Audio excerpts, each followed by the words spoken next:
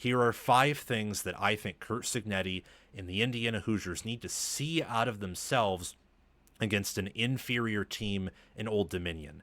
An Old Dominion team that played South Carolina competitively and returned some key pieces, and yet Indiana is a pretty hefty favorite. Against a team like this, given the struggles that Indiana had last season in the big games, in the big moments against the talented teams, you want to win, and you want to win in dominant fashion.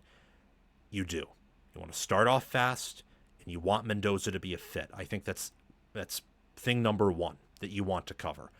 The thing that you want to see the most, if you are a Hoosier fan or staffer, is that Mendoza is a fit and he immediately excels in the system against lesser competition. Old Dominion is, by blue chip ratio and by recruiting rankings, not that less talented than Indiana, which is pretty scary and also just shows how good of a coaching job Curt Cigentti in Indiana had last season in 2024. Before we resume this segment, please take a few seconds of your time to make sure you have liked the video, subscribe to the channel, hit the notification bell for the channel and for any team podcasts and playlists linked in the description, and also comment your thoughts down below in the comment section and join my Discord server via the description. All of those things I just asked you to do are completely free, and they sign you up for things related to my channel, or they don't sign you up for anything. No cost to you, and all the benefit to you because we release daily college football content here on College Football with Sam. If you want to support the channel monetarily, sign up for a YouTube membership, or check any other links in the description for my merchandise store and Patreon page. Thank you very much, and let's get back to the segment. First 11-win season in school history, first ever college football playoff appearance in a year that no one expected. However, when I factor in development and coaching, I think Indiana's roster is far better than Old Dominion's. So Mendoza should succeed with the receivers he has, with the O-line he has, with the system that Mike Shanahan runs. Number 2, speaking of Mike Shanahan's system, Indiana runs a lot of RPO. And that's all well and good, but it was a disaster for them against defenses that mattered. Michigan didn't work. Ohio State didn't work. Notre Dame didn't work. If Indiana, though, can power run, if they can pick up 3, 4, sometimes 5 yards per carry, or even just 2 when they need it, and they can get push on the interior of that offensive line with Bray Lynch and Drew Evans coming back, but Mike Haddock departing, bringing in center Pat Coogan, who started in several games for Notre Dame last year.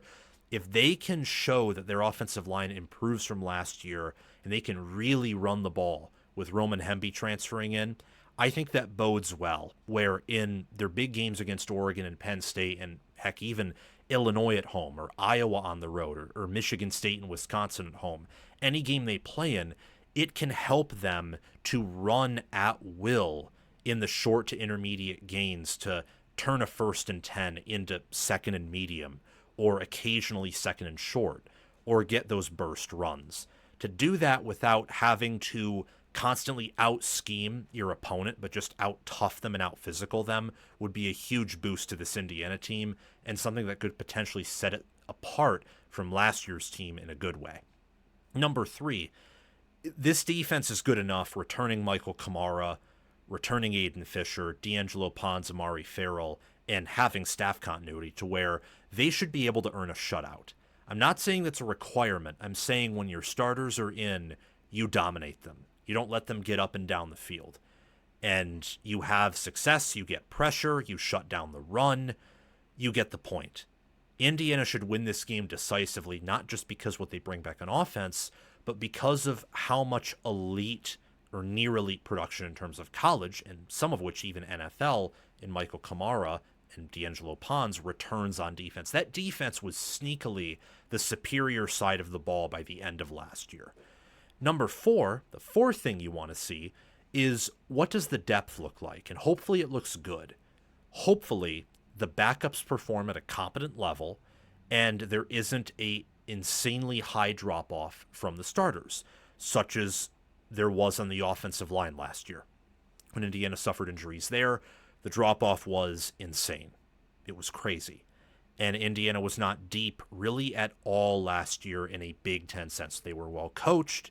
They were a wonderful team, but deep, not particularly. No. Can they be deeper this year than last year? If so, that would be wonderful. And even though this is a game against an inferior opponent, I think you can see things on film, or even at times if you don't have time through the stat sheet, but more importantly on film, watching a game live or recorded and re-watching it, or rewinding, and I'm tripping over my words here. Just like how Indiana tripped up in big games. And that's the point. Depth will help you in big games. So that would be helpful to see. And thing number 5 you want to see, last but not least, but this is very important, you want right tackle to look good. Because Zen Michalski would be Ohio State's probably 4th guy at offensive tackle. He's Indiana's number 2. So how does he look in this matchup?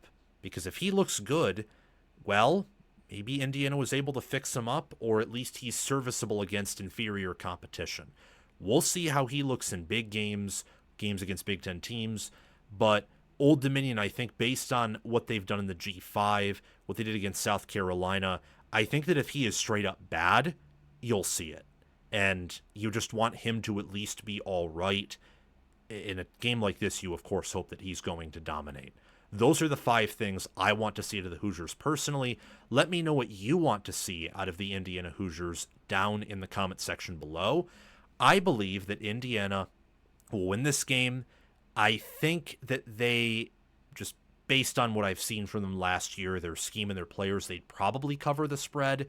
But I mainly want to look at this game through the eyes of Indiana and what I would want to see out of them. Don't really particularly have a pick for this matchup outside of I think that Indiana is a top 10 team this year. I think they're going to win, and because they're a top 10 team, I think they are going to dominate. Thank you for watching College Football with Sam.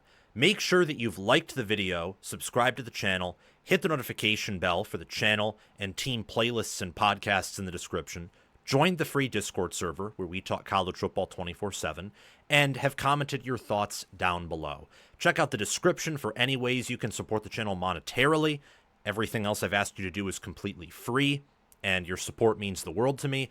We're trying to become the next big thing on college football YouTube. 6-figure subscribers, maybe 1 million one day. I think we can do that. And also check out any videos or playlists, anything in these columns right here, where there will be videos and playlists. Yeah, you get the point. Have a fantastic day, and I will see you in the next one.